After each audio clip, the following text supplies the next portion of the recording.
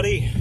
So today I am swapping wheels and tires on the 97 F150, and I'll be going over the proper safety procedures and basically how to do it on a truck. I'll give some basic tips for how to do it on a car too, but doing it on a car will require a more detailed video. But for today we're doing it on the pickup truck, swapping the chrome wheels from the 2000 Expedition over to the F150 temporarily.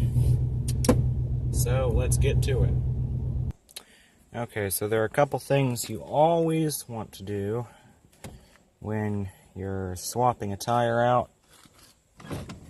Make sure your parking brake's on, and of course make sure your transmission is in park. Okay, so to start with, we'll swap the left rear tire.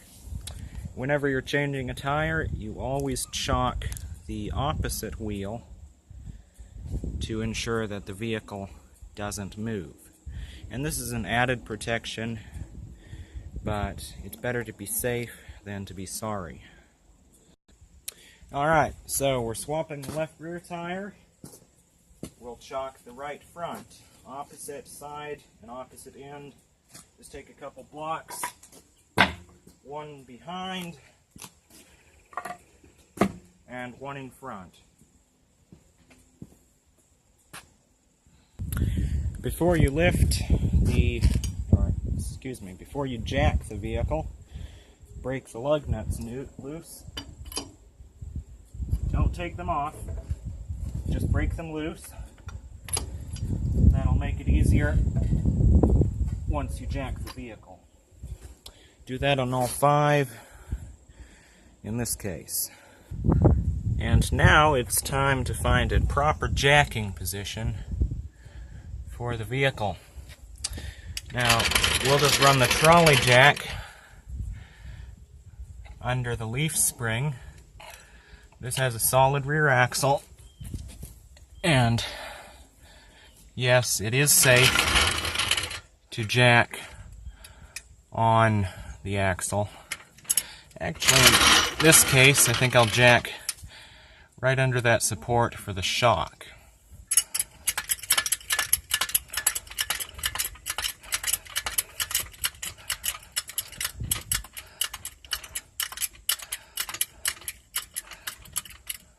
Alright, so we're under a solid spot on the axle. Need to close the valve. Anyway, now, if this were a car, you would have probably a spot somewhere along the rear suspension, maybe on an A-arm. Anything that's really solid, go ahead and jack on that. You wouldn't want to be jacking directly on the leaf springs or right on the body unless the book says so. On some unibody cars, check your owner's manual and you'll have pinch welds along the edge of the vehicle where it's safe to jack. But in this case, we'll go under the shock, because that's plenty solid and we won't have any problems.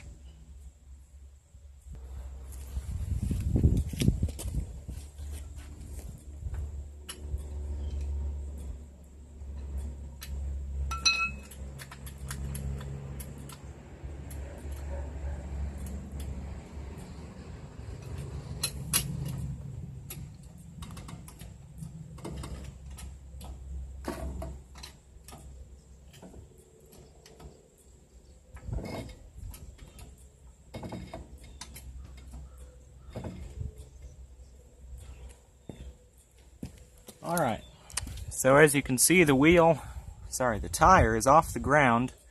There's one more thing to do, just as a safety measure, before we pull the wheel off. Never, and I repeat, never, go under a vehicle that is supported only by a hydraulic jack. You always want some kind of solid jack like this, just a jack stand or scissors jack. something that can't have hydraulics fail. You must always do that, because if the vehicle comes down on you, you're dead. Alright, so I just set the jack right there under the axle. That's plenty strong and it's not coming loose. And I released the floor jack just a little bit to set the axle directly down onto the jack. Now we're safe and we can remove the wheel. Alright, so we'll take our four-wheel lug wrench. It's good to have one of these in every vehicle. Just spin the lug nuts off. One, and do that with all your lug nuts. With all 5 lug nuts off, we can now remove the wheel and tire.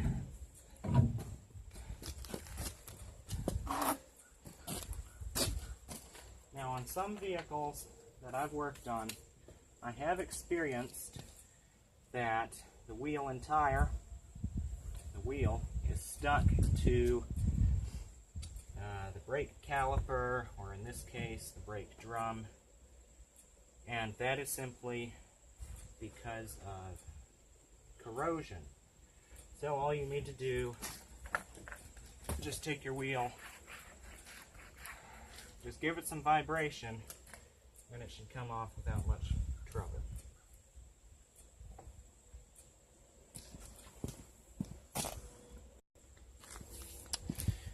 Okay, and this is the hard part for many people, lifting the wheel back up onto the lugs. Sit cross-legged and rest your wrists on your knees.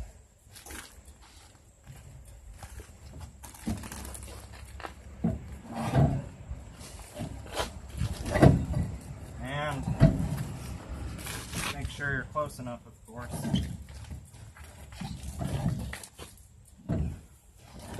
Helps to have the lug holes lined up.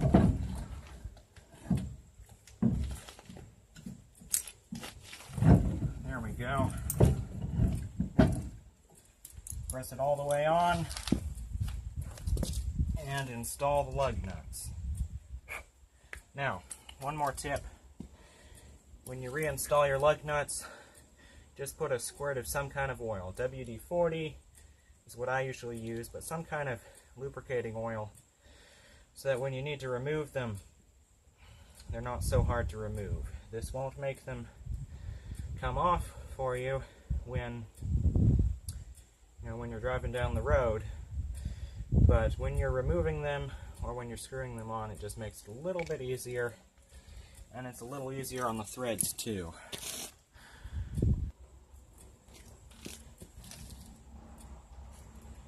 Just a squirt of oil and thread it on.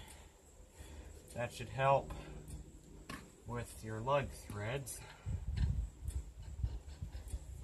If you wanted, you could spray it on the lug itself instead, but I don't like to get oil on the wheel.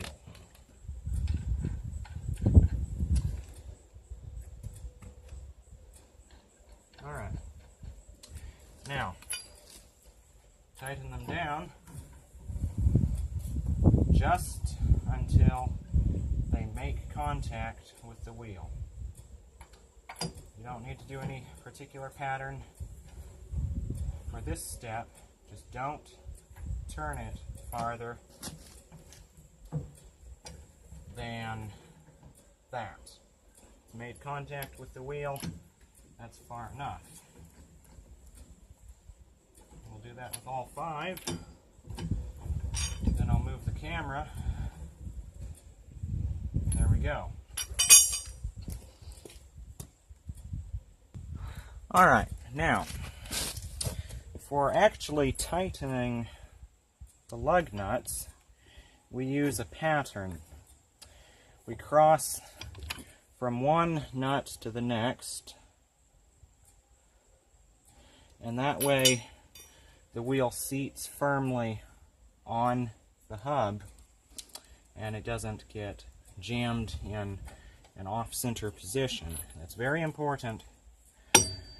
So I'll start right here. Here we go. Up to the top. There. To the side. There. Other side. There we go. And the last one. And when you're done with that, we'll go through it one more time and torque it down. Another tip, don't ever use an air wrench, an impact wrench to do this. My dad worked on a 3/4 ton pickup truck in which someone had used an impact wrench, and he tightened the lug nuts down so hard on the nuts that he stretched the lug out, and it was impossible to remove the nuts. Don't do that or you've got yourself a nightmare. Alright, now we will go lower the wheel. And to do that, simply bring the floor jack, raise the axle enough that you can release that jack right there, pull your floor jack out, your jack stand, pull your jack stand out, then carefully lower the floor jack until your tire makes contact and you can pull the jack out. And I'll go do that now.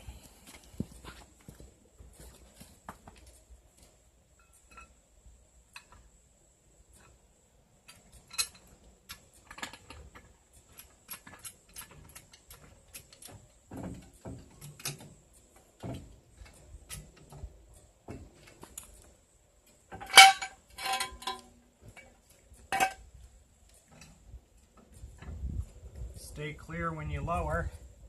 Make sure you have an escape route in case something goes wrong.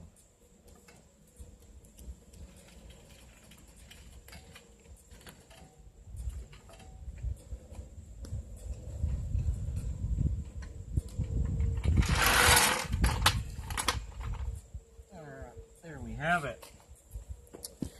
And that is how to remove and reinstall a wheel on a truck or SUV with the body-on-frame construction. Basically, any pickup truck, half-ton and up, this is how to do it. And on most full-size SUVs, this is how to do it as well. The basic principles apply to all vehicles, and of course the safety is the #1 concern. So I hope this video helped. As always, please feel free to like, subscribe, and comment below. But above all, never forget, Jesus Christ is Lord.